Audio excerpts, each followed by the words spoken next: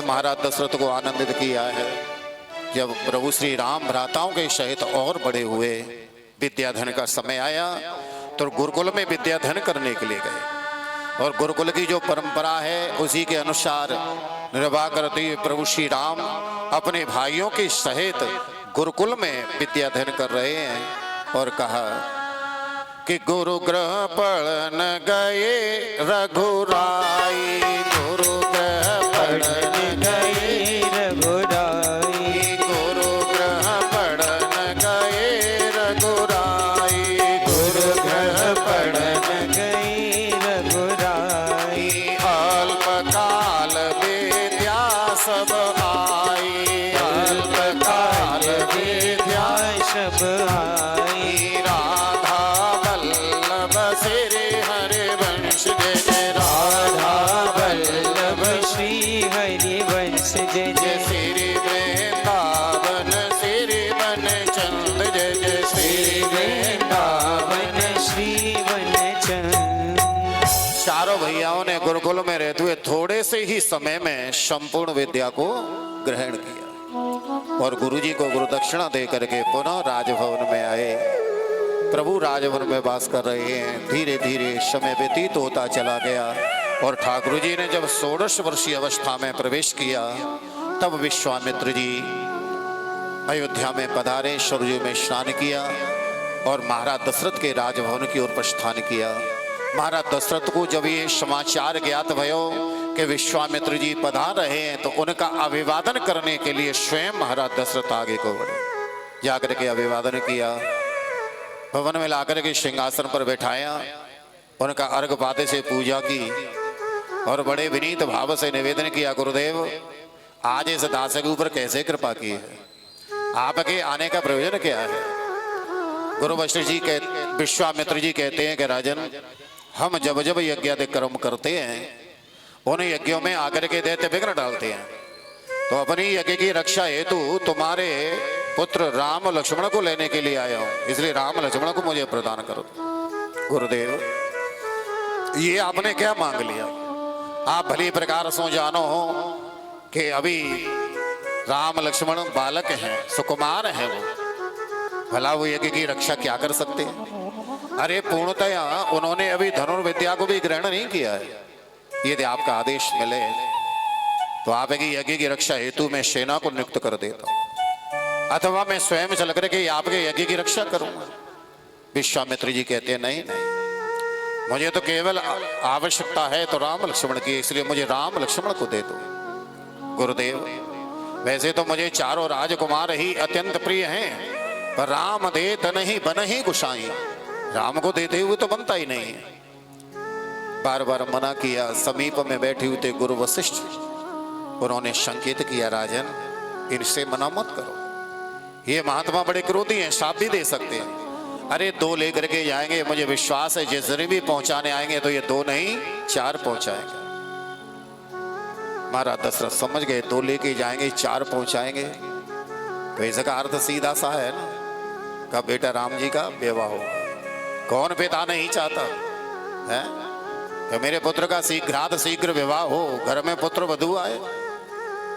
राम लक्ष्मण को बुलाया और कहा, बेटा राम लक्ष्मण विश्वामित्र जी के साथ इनके आश्रम पर पधारो और जाकर के इनके यज्ञ की रक्षा करना, इनकी सेवा में किसी प्रकार की कोई त्रुटि नहीं रह पाए। ये महात्मा बड़े क्रोधी है, नहीं तो साथ भी दे देंगे। आज्ञा श्रोधार की, गुरुजनों को महाराज दशरथ को वंदन किया और आज विश्वामित्र जी राम लक्ष्मण को लेकर के चल पड़े। मार्ग में विश्वामित्र जी ने राम लक्ष्मण को धनुर्विद्या का पूर्ण उपदेश किया, परमूल बाण आदि भी प्रदान किए। मार्ग में ताड़का मिली, विश्वामित्र जी के संकेतानुसार राम जी ने ताड़का का वध करके उद्धार किया। बोली रामचंद्र भगवान की जय। विश्वामित्र जी के आश्रम पर पधारे और कहा, गुरुदेव आप यज्ञ प्रारंभ करें, हम दोनों भाई यज्ञ की रक्षा करें। विश्वामित्र जी ने यज्ञ को प्रारंभ किया, उसमें से सुगंध जब धुआं निकला तो मारीच स्वभाव ने आकर के विघ्न डालना चाहा, पर आज इस यज्ञ की रक्षा हेतु तो यहाँ राम लक्ष्मण नियुक्त हैं। जो ही विघ्न डालना चाहा तो राम जी ने एक ही बाण से मारीच को समुद्र के तट पर फेंक दिया और सुबाहु का वध करके उद्धार कर दिया। विश्वामित्री जी ने कि निर्विघ्न यज्ञ पूर्ण हुआ, यज्ञांत स्नान किया। अब राम लक्ष्मण विश्वामित्री जी के आश्रम पर ही वास कर रहे हैं। एक दिन आश्रम पर एक दूत आया और उस दूत ने आकर के विश्वामित्री जी को पत्र का दिया। विश्वामित्री जी ने पत्र लिया, पत्र को अवलोकन किया, पढ़ा। तो राम जी ने पूछा, गुरुदेव ये पत्र कहाँ से आयो है, कहाँ लिखो गए हो? विश्वामित्री जी कहते, बेटा राम, ये पत्र मिथिला नरेश महाराज जनक ने भेजा है।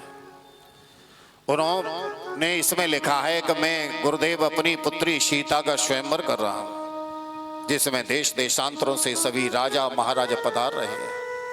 इसलिए आप शिष्य प्रकर के सहित मिथिला में पधारें और मुझे और मेरी पुत्री को शुभ आशीर्वाद प्रदान करें, इसलिए हमें आमंत्रित किया है। इसलिए राम लक्ष्मण तुम दोनों भाई मेरे साथ चलो, इस माध्यम से तुम्हें मिथिला भी निहारने के लिए मिलेगी। राम लक्ष्मण को लेकर के विश्वामित्री जी चल पड़े। वन उपवनों को पार करते हुए जा रहे हैं। एक दिन मार्ग में एक बड़ा सुंदर आश्रम मिला, बड़ी सुंदर दिव्य छटा थी, शांत वातावरण। राम जी ने देखा कि स्थान तो बड़ा सुंदर है, रमणीक है, दिव्य है, वातावरण यहाँ का बड़ा शांत है, पर कोई दिखाई नहीं दे रहा। विश्वामित्र जी से पूछा, ये आश्रम किसका है? ये आश्रम गौतम ऋषि का है। यहां गौतम ऋषि ने अपनी पत्नी अहिल्या को शाप दे दिया था कि गौतम नारी श्रापवश उपल दिय धरि धीर, शरण कमल रज चाहती, सुकृपा करो रघुवीर। बेटा राम, आज इसके उद्धार का समय हो गया।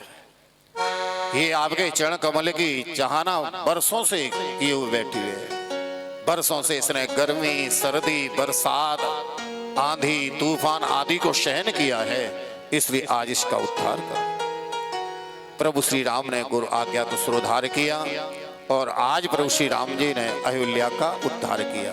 बोली रामचंद्र भगवान की जय। अहिल्या ने बड़ी सुंदर स्तुति प्रार्थना की और अहिल्या का उद्धार करके आगे को बढ़े और विश्वामित्र जी का राम लक्ष्मण के सहित मिथिलापुरी में प्रवेश हुआ। सदानंद जी ने आकर के विश्वामित्र जी का अभिवादन किया। महाराज जनक को जब समाचार मिला कि विश्वामित्र जी का पदार्पण हो चुका है, तो स्वयं महाराज जनक चल करके आए और आकर के विश्वामित्र जी को वंदन किया, ठहरने की उचित व्यवस्थाएं कराई और उसके बाद कहा, गुरुदेव आपके साथ में ये दो कौन है? राजन, ये अवध नरेश महाराज दशरथ के राजकुमार हैं, जिनका श्याम वर्ण है उनका नाम राम है, जिनका गौर वर्ण है उनका नाम लखन है। महाराज जनक बोले, गुरुदेव मुझे ऐसा क्यों प्रतीत हो रहा है